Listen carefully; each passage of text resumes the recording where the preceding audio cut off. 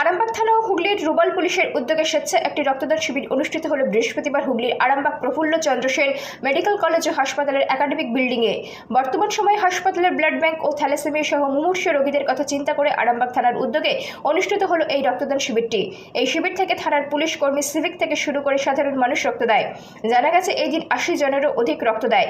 এদিনের এই রক্তদান শিবিরে উপস্থিত ছিলেন আরামবাগের এসডিপিও সুপ্রভাত চক্রবর্তী, থানার আইসি রাকেশ সিং, মেডিকেল কলেজ ও হাসপাতালের অধ্যক্ষ ডক্টর রমাপ্রসাদ রায় থেকে শুরু করে বিশিষ্ট জনেরা।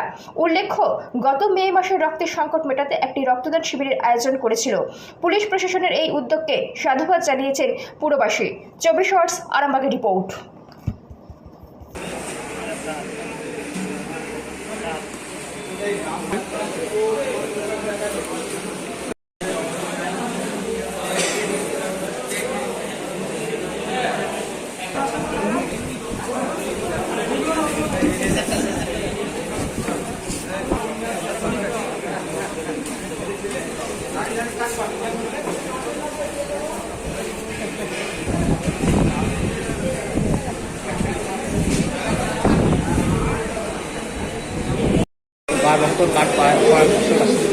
কার্ড এখানে একটা সমস্যা আছে ব্লাড ব্যাংকে, কার্ড হলে রক্ত পাওয়া যায় না, ডোনার আনতে হয়। যেহেতু আমরা রক্ত দিচ্ছি, যে অভাবটা কেন এখানে হবে, আমরা চাইব যে কার্ড যেন এখানে অ্যাকসেপ্ট হয় আরামবাগে, এবং সাধারণ রোগী যেন রক্তটা খুব সহজেই পায়।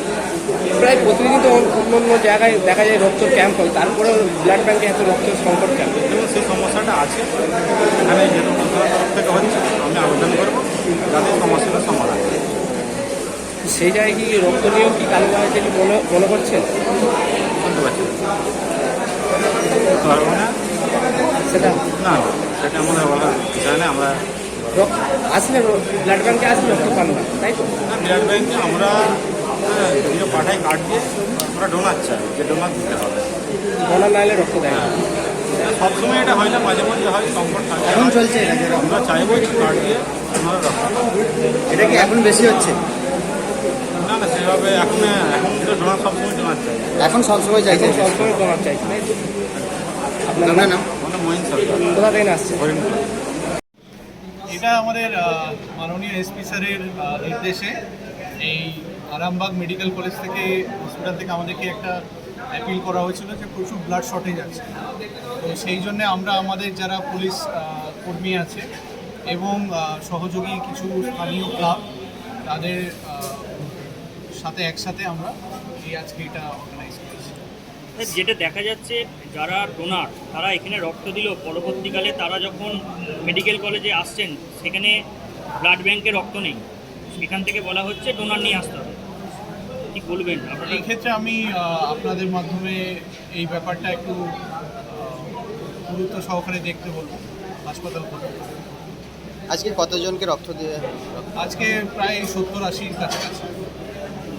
আরও অনেক যারা এই ব্যাপারটা নিয়ে সচেতন হয়েছে, এই ব্লাড শর্টেজ নিয়ে, তারাও এগিয়ে আসছে, খুব ভালো লাগছে।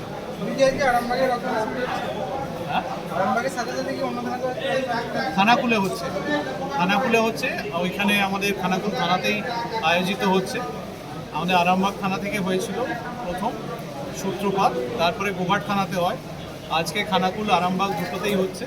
আমরা চেষ্টা করবো আমাদের যেগুলো ইউনিটগুলো আছে সবাই যাতে, এটা তো একটা ভলেন্টারি ব্যাপার, তোমরাও দিতে পারো। আগামী দিনেও একই কর্মসূচি। মোটামুটি কতজনের মতো রক্ত দিচ্ছে? 70-80